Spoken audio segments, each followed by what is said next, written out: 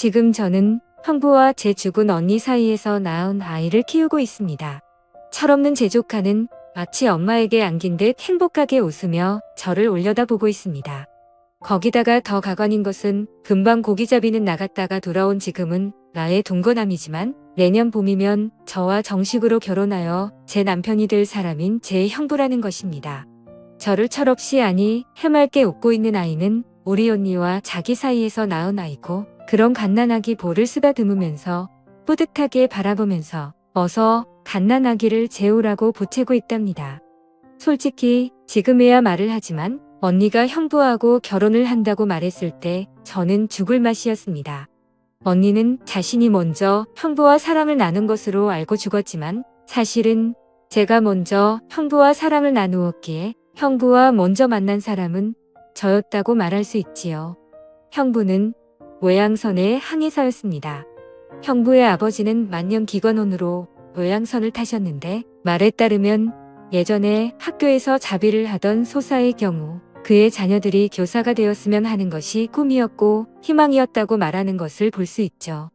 만년기관원으로 기관실에서 자동차로 치면 엔진에 해당하는 거대한 것을 닫고 조이며 정비를 하는 일을 했다고 합니다. 햇빛을 구경하지 못하고 지내다가 쉬는 시간에야 겨우 바다도 보고 햇빛도 볼 정도로 선체의 말미 부근에 근무를 하였기에 형부 아버지 집 앞으로 저에게 시아버님이 되실 분의 평생 소원은 하나뿐인 아들인 형부가 해양대학을 졸업하고 밑에서부터 천천히 승진하고 또 경력을 쌓은 후 시험을 봐서 외양선 선장이 되기만을 기대하였는데 그만 우리 자매의 덫에 걸려 외양선 선장의 꿈을 접고 지금 남해안의 아주 작은 어촌에서 고기잡이 배의 선장이 되고 말았답니다. 그런 우리 부모님 이야기를 들려드리겠습니다. 사실 우리 아버지도 5년 전에 살아 계셨으며 그리고 지금의 형부처럼 고기잡이 배를 몰고 바다로 나가 고기잡이를 했죠. 하지만 5년 전 갑자기 뇌졸중으로 쓰러지더니 얼마 지나지 않아 우리 엄마와 딸인 자매와 선장 잃은 고기잡이 배만 덩그러니 남겨놓고 저 세상으로 가고 말았습니다. 그런데 엎친 데 덮친다고 바다에서 물질을 하시던 엄마도 오랜 물질로 인한 잠수병이 발발하여 아버지를 따라 우리 자매만 남기고 저 세상으로 가버리고 말았습니다. 남겨진 우리 자매는 앞날이 너무도 막혔습니다. 우리 자매에게 남겨진 것이라고는 오두막에 가까운 집이랑 아버지가 고기잡이에 쓰던 낡은 고깃배 한 척이 우리 자매의 전 재산이었어요. 그나마 다행이었던 것이 저보다 7살이나 많아 일찍 고등학교를 졸업하고 아버지를 따라다니며 고기를 잡던 언니가 배를 운전할 수 있다는 사실이었습니다. 우리가 살던 곳은 낚시가 잘 되는 곳에서 가까운 곳이었습니다. 배로 10여 분 이상을 타고 가면 아주 좋은 포인트가 많은 곳이기에 바다 낚시철이 되면 전국에 많은 강태공이 많이 몰리는 곳이기도 하답니다. 토요일이나 일요일 그리고 공휴일의 경우 배를 타려는 낚시꾼들로 북새통을 이루지요. 그래서 토요일이나 일요일 그리고 공휴일의 경우 고기잡이 배들은 고기잡이를 접고 모두가 낚시꾼들을 갯바위로 실어다 주고 또 갯바위 근처에 대기하고 있다가 물때에 따라서 다른 갯바위로 이동을 시키고 그리고 낚시가 끝나면 육지인 우리 동네까지 데리고 오는 일의 수입이 고기잡이보다 쏠쏠하여 그 일에 매달리는데 처녀 선장인 우리 언니의 배는 그런 배들 중에 인기가 있더니 우리 동네에 아니 가까운 곳에 백사장이라도 있다면 여름철에도 민박이 가능하겠지만 길이 10m 정도의 백사장은커녕 손바닥만한 백사장도 없기에 낚시철이 아니면 민박 손님을 본다는 것은 하늘의 별을 따기나 마찬가지라는 말이 돌 정도로 민박 손님은 없었습니다. 그런 우리 동네에 낚시철도 아닌 한여름인 작년 8월에 한 건장한 청년이 우리 동네로 왔고 누구에게서 들었는지는 모르지만 우리 언니를 찾았고 그리고 우리 언니에게 몇 주 머물면서 낚시도 하고 쉬다가 가겠다면서 방을 빌려주고 밥을 해주기를 부탁하였고 마침 제가 대학교 1학년 첫 방학이지만 그 청년이 끝까지 있겠다는 날이 계약을 한 후까지였지만 언니가 저에게 조심스럽게 의견을 묻기에 철이고 고기잡이도 시원치 않다는 것을 잘 아는 저였기에 승낙을 했습니다. 그 청년 아니 형부는 그렇게 우리 인생 속으로 들어왔죠. 우리는 처음엔 손님으로 여겼습니다. 언니가 그 청년 아니 형부를 손님으로 받으면서 저에게 신신당부를 한 말이 있었습니다.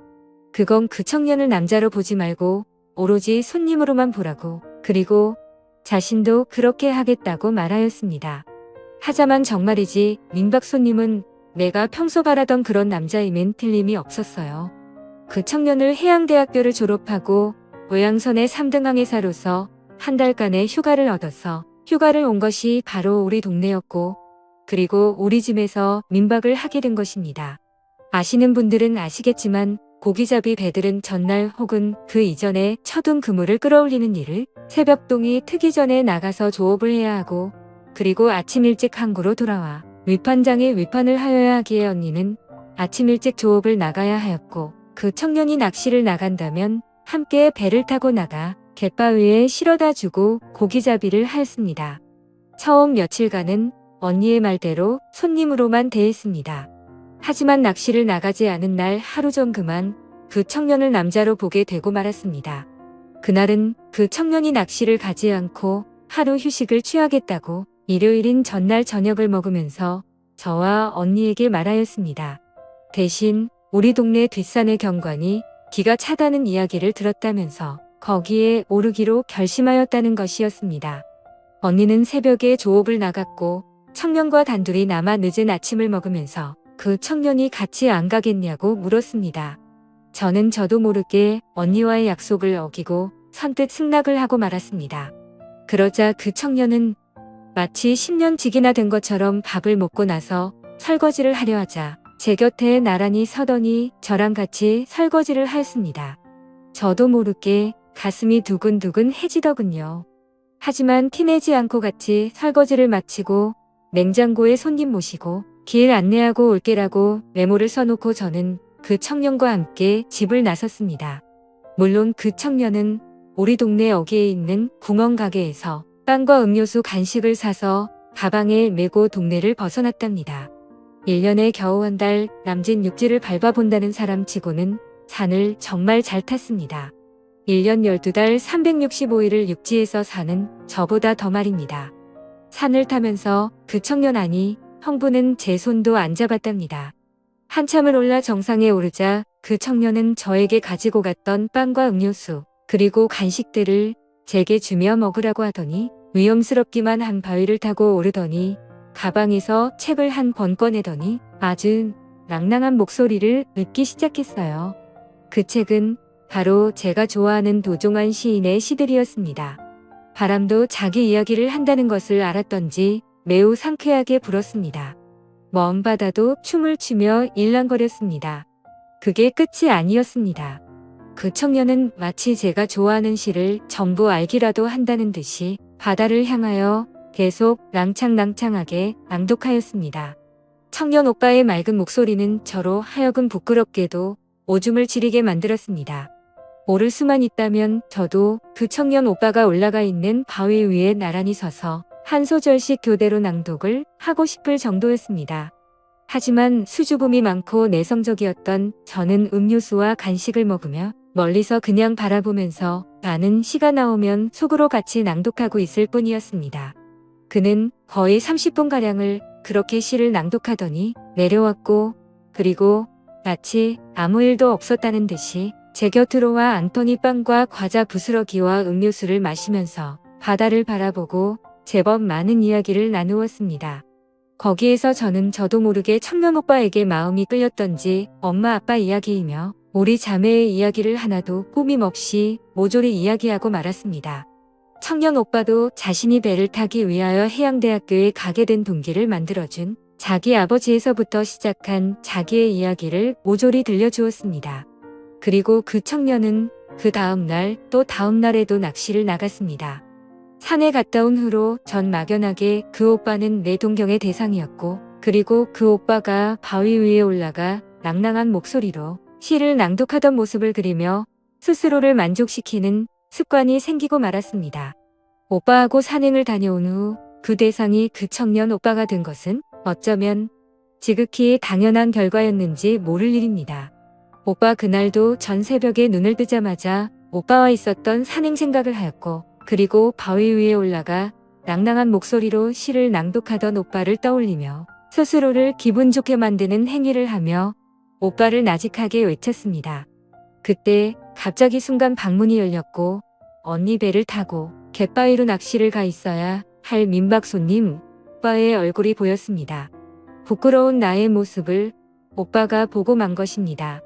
오빠는 나에게 힘들지 않냐며 자기가 도와주겠다며 사랑을 나누게 되었습니다. 민박 손님과 민박집 주인 동생이 서로의 육체를 탐하게 된 것입니다. 그렇게 오빠와 나가 하나가 된 것은 오빠가 우리 집에 민박을 시작하고 꼭 일주일 만에 일어난 일이었어요. 그리고 나는 20살 여름이었고 오빠는 대학을 졸업하고 7년 만인 32살 때인 작년의 일입니다. 그로부터 나는 언니 몰래 스스로 오빠 방을 찾아가 일을 치렀습니다.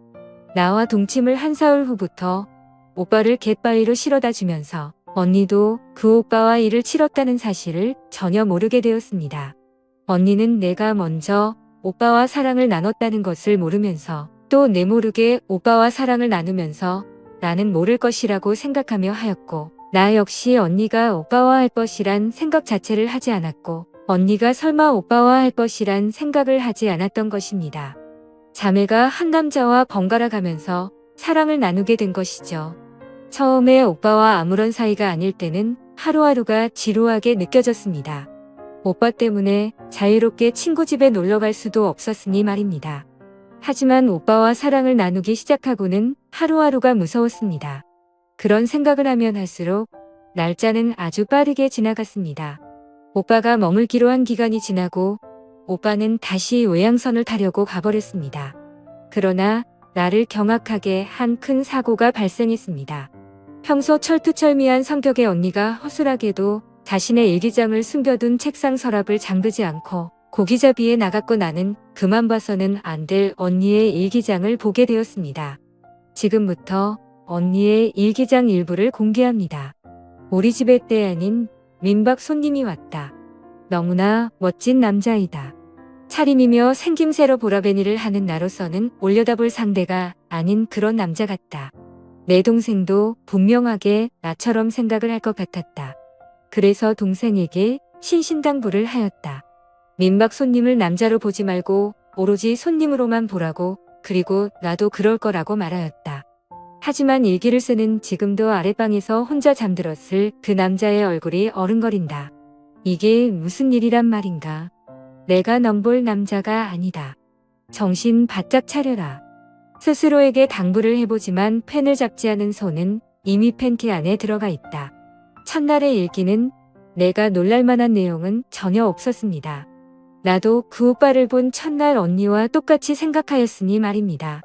문제는 나와 오빠가 하나가 되고 난 날로부터 나흘이 지난 날의 일기였습니다. 결국 일이 발생을 하고 말았다. 이젠 어쩌란 말인가. 감히 넘봐서는 안 될 사람을 넘보고 말았으니 말이다. 그이는 내가 좋아서 자기가 먼저 넘봤다고 하지만 실상은 그게 아니다. 내가 그동안 바라도 기다렸던 일이었기에 쉽게 그이에게 내 순정을 허락하고 만 것이다. 부모에게 승낙을 받아보겠다고 장담을 하였지만 천혜고아인 자매가 둘이서 의자하며 작은 통통배로 고기잡이를 하며 먹고 사는 여자애를 흔쾌히 받아들일 부모님은 이 세상엔 없을 것이다. 여기까지 읽고 난 한동안 정신을 차릴 수가 없었습니다. 나와 먼저 사랑을 나누고 그 다음에 언니하고 일을 치렀으면서 언니를 아내로 맞아들이겠다는 오빠의 의도는 나의 정신을 혼미하게 만들기에 충분하였던 것입니다. 정신을 차리고 다시 언니의 일기장을 집어들었을 때는 이미 제 눈에는 두 줄기의 눈물이 흐르고 있었고 그 눈물 때문에 언니의 일기장이 흐릿하여 읽을 수가 없었습니다. 그때 결정적인 실수를 하나 하였으니 그 눈물이 언니의 일기장에 떨어졌고 그 흔적은 나중에 저로 하여금 언니에게 제가 언니보다 먼저 오빠하고 사랑을 나눴다는 사실을 알게 한 계기가 되었고 언니가 위험을 무릅쓰고 출산을 선택기로 한 이유가 되었으며 출산을 위하여 수술실로 들어가면서 만약에 자기가 하늘나라에 가면서 태어날 아기와 자기 남편인 형부를 저에게 맡긴다는 부탁이 바로 묘원이 된 것입니다. 형부는 아내의 사망으로 충격을 받았고 언니와 있었던 모든 일을 까맣게 잊어버리고 말았습니다. 머릿속에 지우개가 들어있는 것처럼 말이에요. 새벽에 고기잡이를 위하여 들여놓은 그물을 끌어올리고 다음날 아침에 끌어올릴 그물을 치려고 나가는데 형부가 갯바위에 자기를 내려놓아 달라고 부탁을 하였습니다.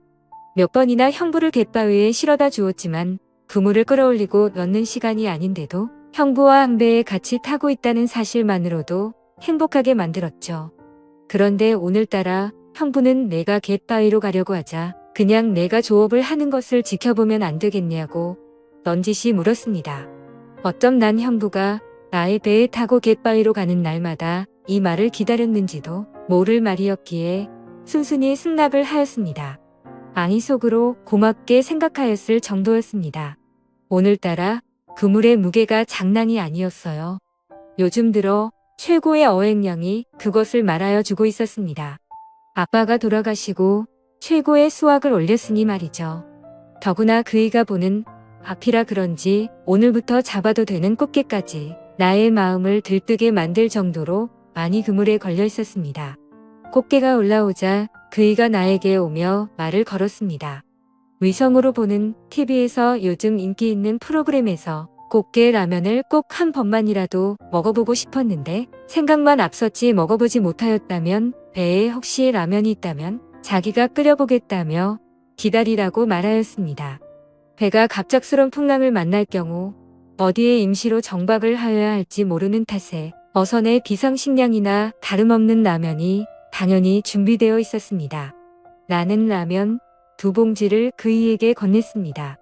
물론 다리가 부러져 상품 가치가 무지 떨어진 꽃게도 풍성하게 주고 말이죠. 행여하는 기대감에 부푼 나머지 난 배를 낚시꾼 몇몇이 보이는 곳에서 그이가 라면을 끓이는 동안 천천히 움직여 낚시터에서는 전혀 모습이 보이지 않는 그런 위치에서도 불안하여 육지에서 봐서 배 안에서 무슨 일이 벌어져도 모를 정도의 바다까지 나갔습니다. 거기서 내가 행여나 걱정하는 일이 기어코 벌어지고 말았습니다. 그이와 냄비와 김치를 사이에 두고 앉아 사이좋게 라면을 먹는 도중에 일이 발생을 하고 만 것이었죠. 나는 그렇게 내 형부를 놓쳤고 급히 해경에 신고하여 형부를 건졌습니다. 다행히도 형부는 무사히 살았고 나는 그런 조카와 형부와 함께 이곳에서 행복하게 살 꿈을 꾸고 지낸답니다. 지금까지 제 사연을 들어주셔서 감사합니다. 다들 행복하세요.